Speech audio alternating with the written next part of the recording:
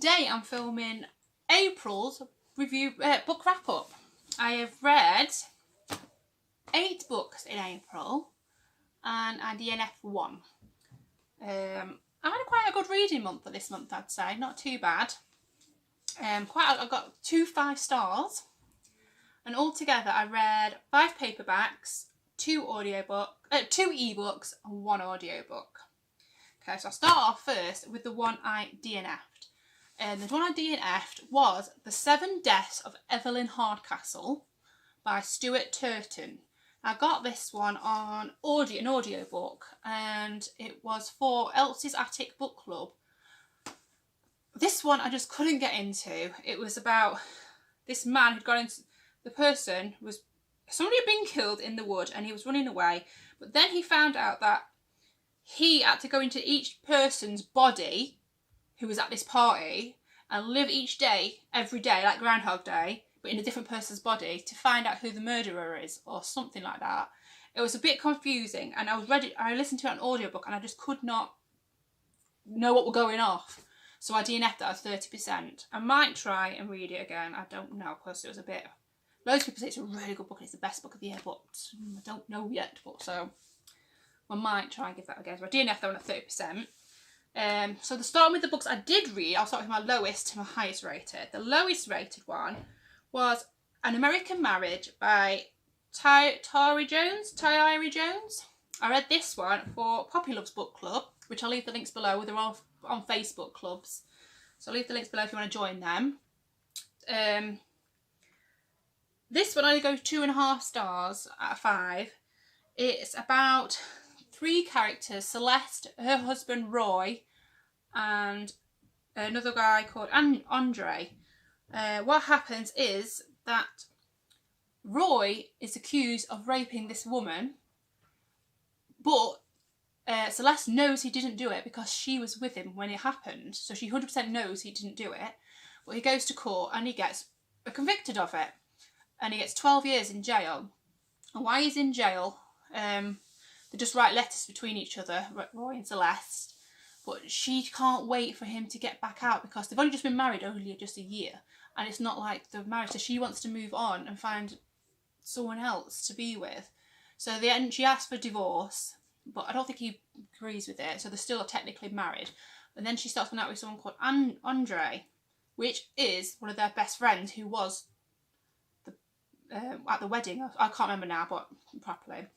But eventually, Roy gets out of jail after 5 years. He gets a conviction turned over. So he gets out of jail after 5 years of being in there, comes back wanting to start a life with Celeste, but Celeste is with Andre, so there's a bit of a fight and things like that. And I think Celeste, and then that's what it basically about and how they move on. It was okay. I enjoyed reading it. Actually, I listened to it on audiobook. I enjoyed reading it. Well, it just wasn't. It's not something I'd recommend to anybody or go out and read this. It's really good. Do you know what I mean? So I only give 2.5 stars. Then after that, I read another book for a book club. It was Beth's Book Club, which is also on Facebook. We'll leave links below. And that one was The Cactus by Sarah Haywood. Now, this is not my usual cup of tea, but it was an okay read. I gave it 3.5 stars. This is about a woman called Susan. She's about 45 and she finds out she's pregnant. But she's not actually going out with anyone. She just meets this man now and again, and they just go on like dates and things like that, but they're not having a relationship. But then her mother dies, and in the will, her mother leaves her house to her brother Edward, which she's not happy about because, well, technically she's leaving it to both of them, but she said that Edward can live there until he wants to move out. When he wants to move out, then they can share the money of the house. But obviously Edward doesn't want to move out because he's a mummy's boy. He wants to stay at home and, you know, he's nice. So she tries to take it to court and things like this, try and contest it, but then all these secrets start coming out, and it's very good. I liked it. Susan's quite prickly. She's quite a hard character to like. I liked her, but I know other people won't. She's very offish. She's not very social. But I quite liked her as a character. I think she's quite good. And it does sound like the book could carry on to a sequel if she wanted to make a sequel. And if she did, I think I would still read it. So I'll give that one 3.5 stars. Oh, wait a minute, I've just realised something. I have actually got the book here, so I will show you the book. This is the book I am on about, The Cactus. Because normally I put the ebooks covers here, but this one I have got, so here it is. This is The Cactus. And this is the book I'm talking about, by Sarah Haywood. And then, after that, I read Charlotte's Web. This one I read because it's quite a shortish book. And it's a reread I read from my childhood. I read it when I was about 8 at school, about 7 or 8. And I've seen the film plenty of times, but I can't remember what happens in the book, so I thought I'd give it another read. And yeah, it's alright, it's an okay story. I still actually prefer the film, the one with Dakota Fanning in. I still prefer to watch that than read the book. I give this 3.5 stars. It's about a little girl called Fern, and her dad's about to kill the runt of the litter of the pigs, but she saves him and she brings him up as her home. She bottle feeds him, and he's called Wilbur. But then Wilbur, as he gets older, they're going to take him to the slaughter because he's a spring pig and don't live until the next spring, because normally by the time winter comes they get slaughtered for meat. So Wilbur makes friends with all the animals in the barn, and this spider called Charlotte decides to use her web to write special words about, like some pig and splendid, or well, I can't remember what the words are now, about the pig. So the people come and see it, and they don't want to kill Wilbur because they think Wilbur is a special pig. And that's basically about that. I gave it 3 stars out of 5. It was a good reread, not one of my favourite children's books. I read it actually for Dewey's Readathon, which is a 24-hour readathon that you just read basically for 24 hours at the same time as everybody else in this readathon. You have 2 a year. And I only managed to read 2 books for the readathon, which is absolutely terrible, which is this one and another one. Though they're both really short, this one and the other one's even shorter. I had 2 in 24 hours. I was just so tired, I just kept falling asleep when I was reading, so that was that. Then I've read The Power of Letting Go. This is by John Burkus. I gave it 3.5 stars out of 5. It's a true life story, you know, it's a non-fiction. And it's about how to drop everything that is holding you back and move on with your life and things like that. Some parts I've really enjoyed, some parts I just skimmed through. I've highlighted a couple of things, not many. I've got my bookmark falling out there. Highlighted a couple of things. It was a good read actually. I think I'll save this book because I might read it again like in future if I ever need to and things like that. So yeah, and you can see all my reviews, full reviews of these on my blog and also on Goodreads, so check that out. And I got that book sent from the publisher as well. Another book I got sent from the publisher was Love It or Leave It by Samantha Clark. This one's how to be happy at work. If you're in a job that you don't really particularly enjoy, this tells you how to be happy at work, or how to leave your job and find another job that you will love. Now, I actually like my job as a blogger and doing things like that. So I didn't really need to read, I'm dropping things out of the book again. I didn't really need to read things. There's only like a couple of things I highlighted in this book. But it's a good book if you are definitely in a job that you do not like and you want to get out or you want to change things. This tells you how. It's quite a few chapters in there to sort through. And I gave that 3.5 stars. Then the other one I read for the Dewey's Readathon was The Donor by Claire McIntosh. This is a quick read and it's basically like 102 pages long. So this is the other one I read for Dewey's Readathon. I mean, 100 pages, seriously, and I fell asleep. It's terrible. But this is the second book I've read by Claire McIntosh. The first one was, let me think, I've got it on my shelf somewhere. I cannot see it. Well, I'll Let You Go. I'll Let You Go. That's my first one I've read by her and I really enjoyed that one. I've got another coming up from her for a book club, is I See You, and I've also got Let Me Lie, which I'm reading for book clubs, which I can't wait to read them. This one I really love, because If I Let You Go, I Let You Go is my 5 stars read, and it's one of my favourite books of all time so far I've read. So I was so looking forward to reading this and reading the other 2. Yeah, anyway, this one is just a short read, and it's about a 14-year-old girl who gets a heart transplant, and obviously by having the transplant is saved by this donor. But then she comes on telly to say thank you to the donor, mystery donor. But then the mystery donor writes a letter to her mum saying that she wants to meet with this girl. I think her name's Hannah. Meg. Lizzie's daughter's Meg. Meg. Well, I don't know where I got Hannah from. Meg. Yeah, and she wants to meet her daughter. So she agrees. But then they become very good friends and they keep meeting each other. But then not all is as it seems. There's a twist. Which I saw the first twist coming, sort of.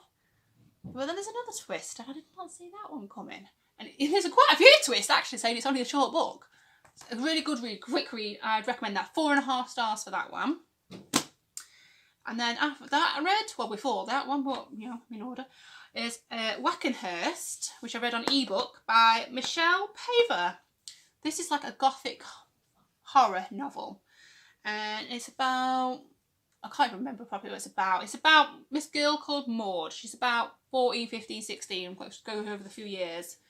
And it's like set in the 16th century, early 1900s. I don't know what it is. Years ago, anyway. And they live in this big house with her dad. Her mum has died because she's used to keep having babies, but then the babies died when she gave birth, and eventually she died giving birth. So Maud lives with her dad. She's got a brother who's 2 years younger that we don't really see much of him in the book, and she's also got a younger brother who's about 4-ish. We don't really see much of him in the book. It's mainly Maud and her dad. And it tells you, go through some chapters through Maud, and some chapters are through Maud's dad's notebooks that she finds and reads, his notebooks and like journals and things. And he's looking for this, he finds this painting apparently, and he thinks it's connected to some research he's doing about this woman who used to be a witch or something.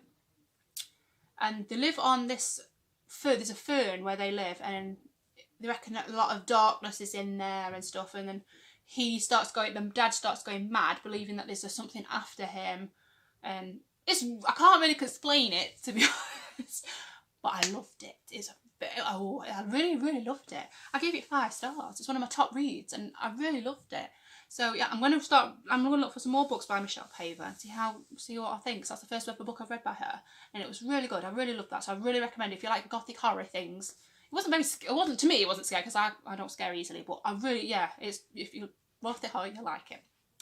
And the last but not least was a book that I got from NetGalley. It's called His and Hers by Alice Feeney. This is the second book I've read by Alice Feeney. The first book I read was Sometimes I Lie, which was also a thing I got from NetGalley a few years ago. That one, I can't actually remember what happens in that first book, but I gave it 5 out of 5 stars because I can remember it was really good. I can remember the last twist, there's so many twists at the end that it confused me, but I loved it. 5 out of 5 stars. And this one, I also give 5 out of 5 stars. This tells through 2 perspectives of his and hers. The hers is called Anna Andrews, is a BBC News presenter, and she is sent up from London to Blackdown, I think the town's called, where she used to actually live as a child, to film the news of a murder. And the other guy, is Jack Harper, and he is the detective who's also doing detective investigating the murder. But Anna and Jack used to be married, and the person who's found dead is known to both Anna and Jack, but for some strange reason they don't tell anybody that they know the dead person. And there's a lot of twists going on, and then it finds out, like, it goes back to, it's something to do with Anna's past and their friends, and it goes back to their past and talks about her friends, and how the other friends who used to be Anna's friends start to get murdered too. And who's the killer? Is it Anna? Is it Jack? Is it someone else?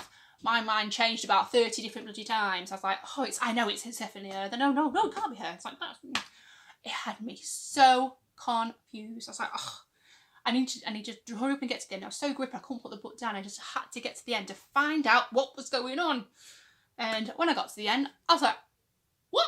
I can't believe it. I just didn't see it coming at all.